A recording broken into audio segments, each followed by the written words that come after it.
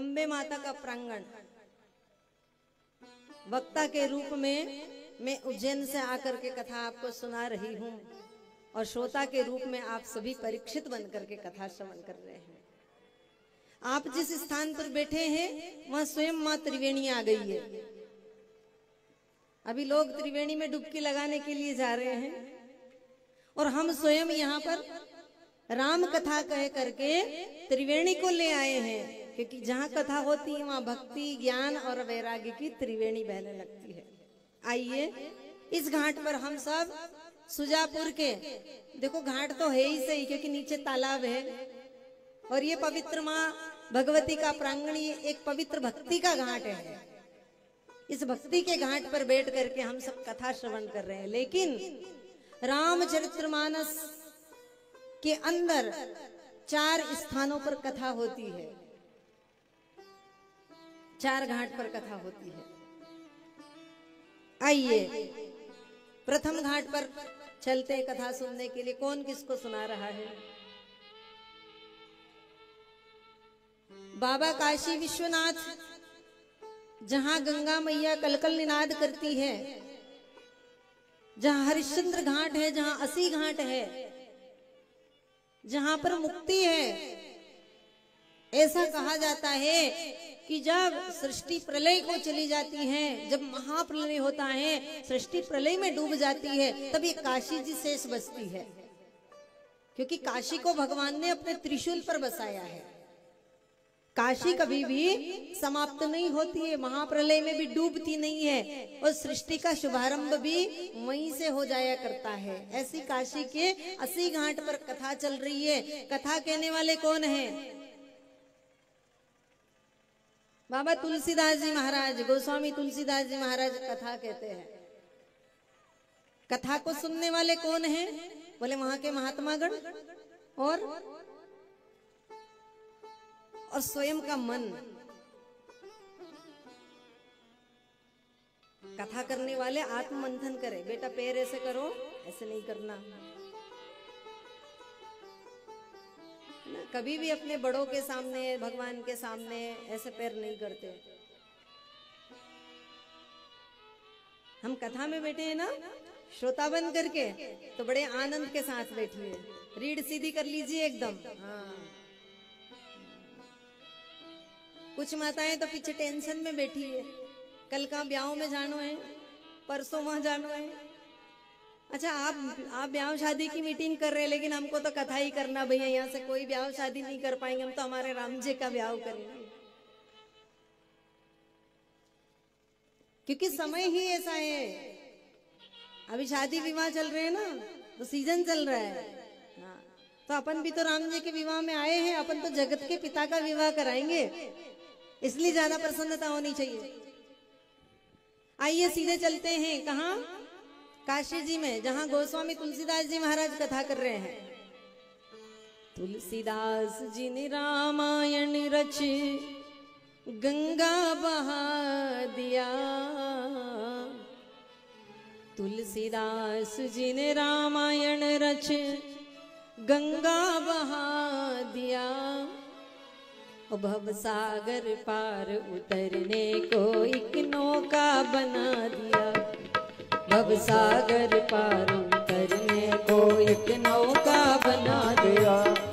भव सागर पार उतरने को एक नौका बना दिया। ओ भव सागर पार उतरने को एक नौका बना दिया। एक नौका बना दिया।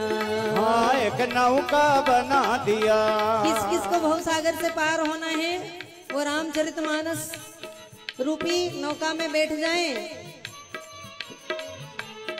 भव सागर पार उतरने को एक नौका बना दिया।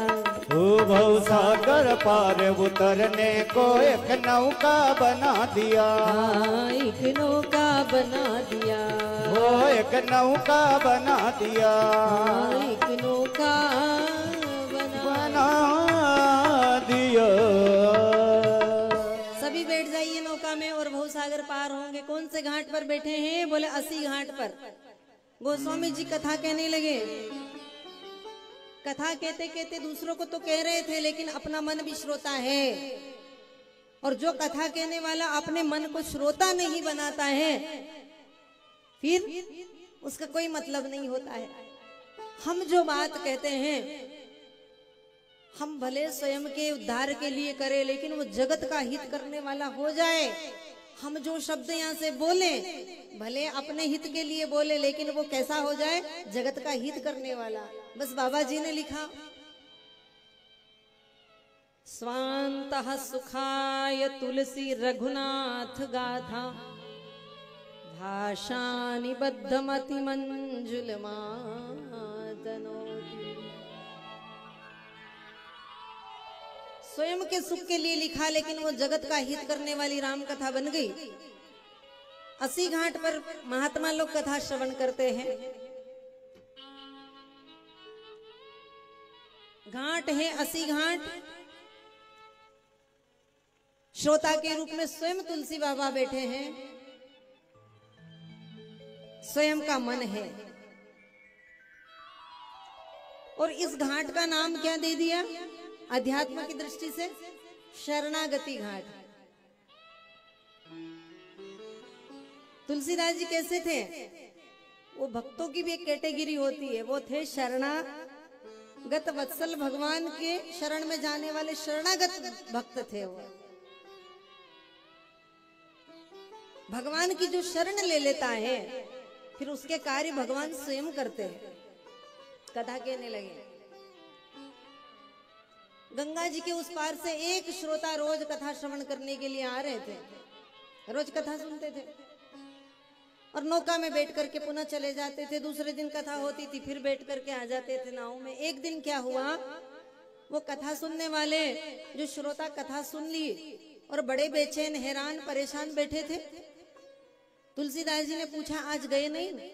उन्होंने कहा, जाऊं क्या, आज तो एक भी नौका नहीं है घाट पर। तो बोले, फिर इसमें उदास होने की क्या आवश्यकता है, यहीं बैठो, रुक जाओ, रात रुक कर फिर कल कथा सुन करके फिर चले जाना। बोले, बाबा जी यही तो दिक्कत है, मैं यहाँ रहता हूँ ना तो मन मेरा घर में चला जाता, घर में रहता हूँ तो कथा में मन रहता है।